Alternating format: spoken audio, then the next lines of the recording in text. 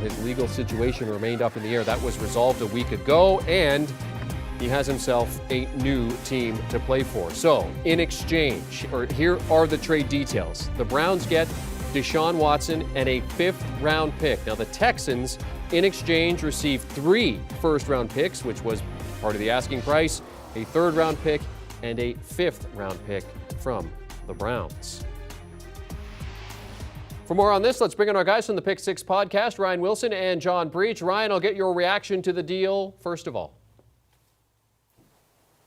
Well, worth noting, Jeremy, that I predicted on the Pick Six podcast a couple days ago that he was going to go to the Browns. So I was ultimately proven right, even though it seemed like the Browns were out of the running, and they came in the 11th hour with this guaranteed money, the $230 million over the 5 years. And that seemed to be the difference, according to some reports. We just saw the trade details there, the 3 first, the 3rd, and the 5th. That's a huge draft haul for a guy who hasn't played quarterback in a year, who's going to have some off-field issues to continue to navigate through. The grand jury chose not to indict Deshaun Watson a few weeks ago, but there's still the civil allegations that are out there, and that ultimately could lead to some suspensions. So the Browns have gotten their quarterback, but we still don't know what his status is going to be for the entirety of next season, especially after missing last season because he set out because the two sides, the Texans and Deshaun Watson, weren't on the same page.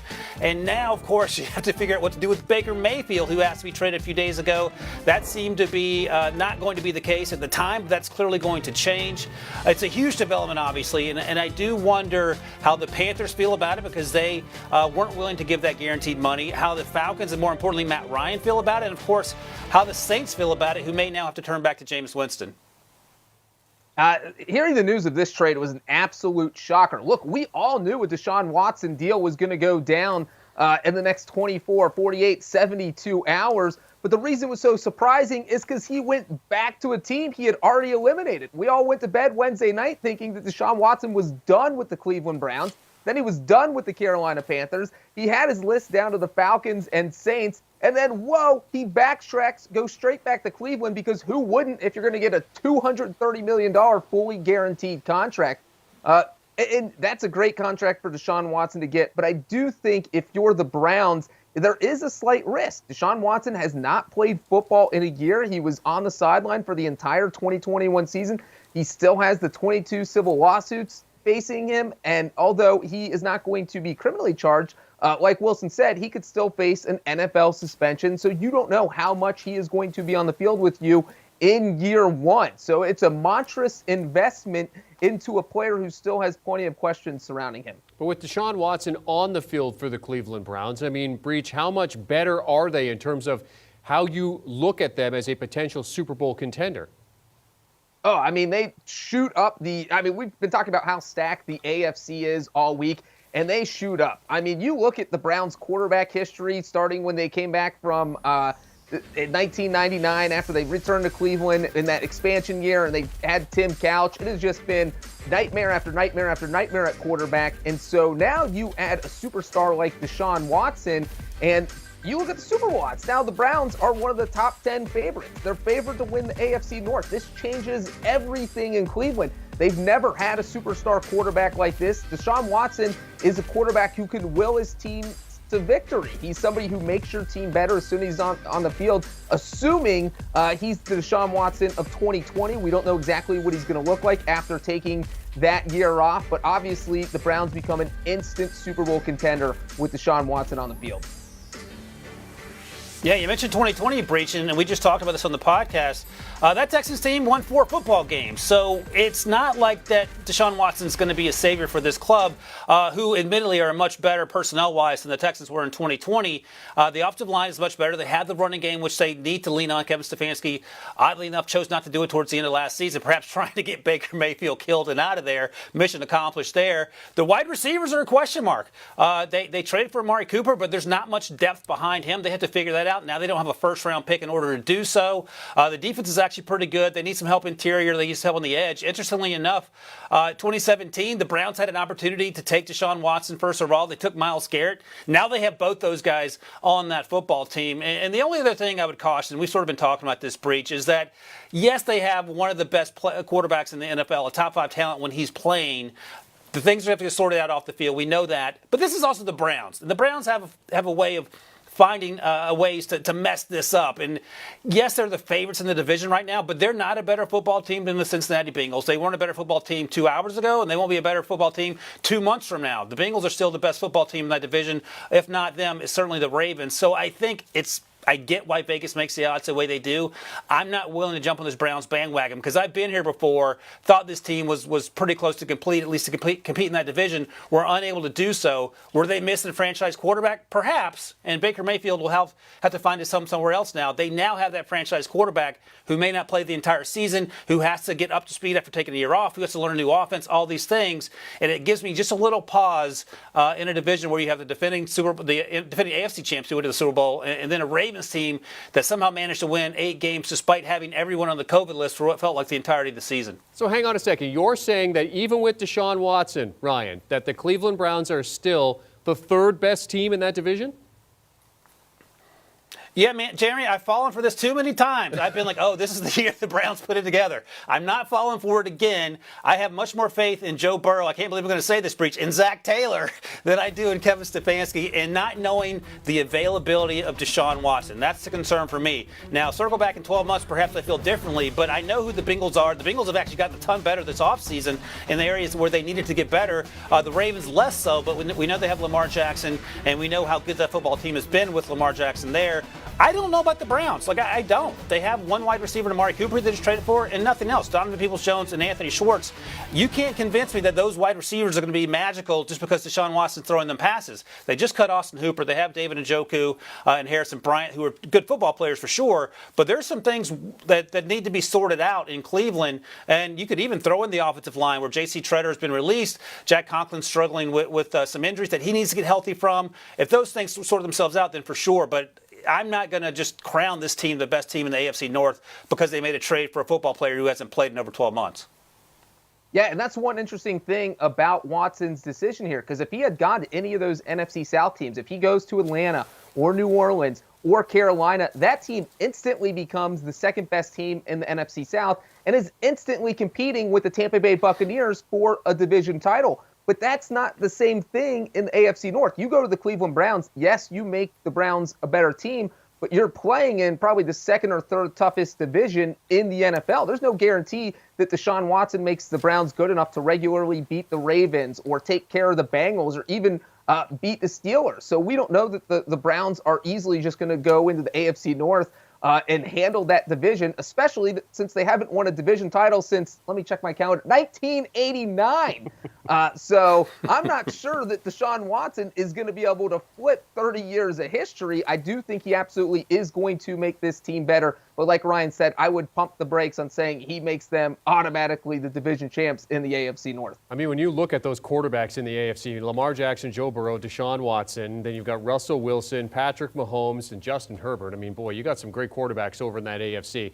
One thing I want to ask you guys before we let you go, Breach, I'll start with you here. Okay, so Baker Mayfield now is on the trade block. So you've given up 5 draft picks in order to bring in Deshaun Watson. If you're the Cleveland Browns, what are you looking at in terms of a return for Baker Mayfield if you're going to trade him?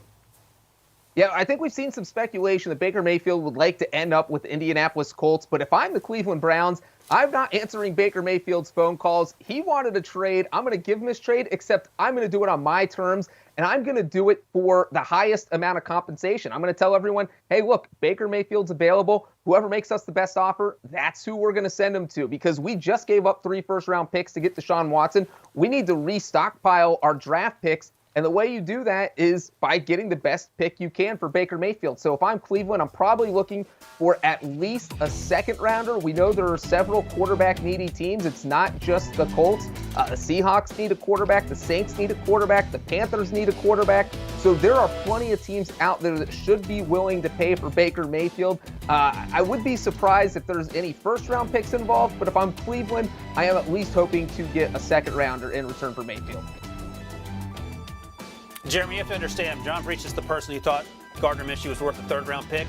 That said, I think he's actually right about the 2nd rounder for Baker Mayfield. That feels about the right range for him because, look, for as much guff as he took in Cleveland and as much as he struggled down the stretch with that shoulder injury and not having much success last season for the Browns, the reality is he's probably the best quarterback among this draft class. If he were in this draft class, he would be the first guy taken, and it probably wouldn't even be that close. So that's how you have to approach it if you're an NFL team looking for a quarterback. I suppose the good news is that if Deshaun had gone to Atlanta, it feels like there would have been a lot more quarterback dominoes to fall. Felt like Matt Ryan may have ended up in Indianapolis, and perhaps Baker goes somewhere else, maybe out west to Seattle. But I think right now, and Breach touched on it, Indianapolis makes the most sense for both Baker and the Colts. They don't really have a quarterback now. They shipped Carson Wentz to Washington for a couple of second-round picks or a couple of third-round picks, I believe. So I think Indy is the best fit for what Baker could do. Good offensive line, obviously the good running game. They do have some playmakers. That defense is really good. You play in a division that's not really good, which sort of should have been the selling point for Deshaun Watson. Ultimately came down to money, and I get that. The only thing, and I said this on the podcast, Jeremy, is that I guarantee if you send Baker Mayfield to Indianapolis, he's either going to beat them in the AFC Championship game, the Browns. He's either going to beat them to keep them out of the playoffs. He's going to do something to stick it in Browns fans' faces and the Browns organization's face for getting rid of him for what was perceived to be a better football player, and that's how the Browns work. So I think you ship him to Seattle and just hope for the best and hope you don't see him in the Super Bowl matchup. Well, and one of the things, too, about Baker Mayfield is, no matter what they get for him, you can't say that he didn't give everything he had for Cleveland. I mean, he played injured. He certainly did not play at 100%, but certainly gave everything he could.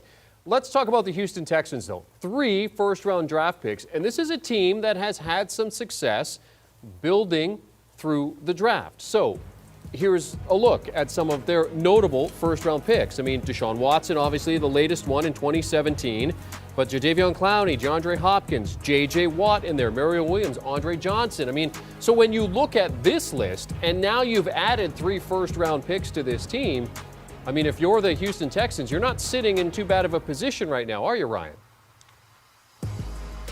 Well, not in the sense that you have a ton of draft picks. They have 5 of the first 80 picks, including 3, 13, and 37. So basically 3 first-round picks. And the good news, Jeremy, when you have a terrible football team, you can literally draft anybody and make your football team better. They're going to have 5 chances to do it early in this draft and make this football team a lot better. Also, the good news is they appear to like Davis Mills, and he had a really good season as a rookie. Not much in the way of pressure. He was playing on a terrible football team, but he looked pretty good out there. Tyrod Taylor has since moved on to the Giants, so it's his job in Houston unless something else crazy happens in the quarterback market, and that certainly could be the case. But I feel like you can build around Davis Mills. You can draft some offensive linemen. You can stockpile the defense. And again, you're in a terrible division. Never say never. Things could come together.